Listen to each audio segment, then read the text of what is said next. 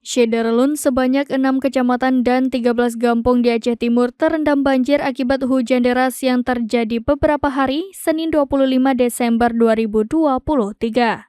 Kepala Badan Penanggulangan Bencana Daerah atau BPBD Ashadi menerangkan banjir terjadi akibat hujan deras yang terjadi pada Minggu pukul 4 waktu Indonesia Barat.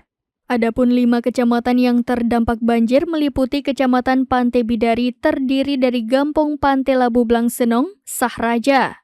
Kecamatan Indra Makmur 3 Gampong, Alu Imirah, Juluk Raya Utara, Jambo Lubo. Kecamatan Sungai Raya 1 Gampong yaitu Paya Ketapang. 4 Gampong yakni Kede Birem, Alu Nyamuk, Paya Bilisa, Paya Bili 2. Kecamatan Ranto Perlak 1 Gampong yaitu Semanah Jaya, Kecamatan Simpang Jernih, Gampong Pantai Kerah. Ia melanjutkan sampai saat ini debit air terus bertambah dari 30 cm naik menjadi 120 cm. Dari Aceh Timur, Maulidi Alfata, serambinews.com.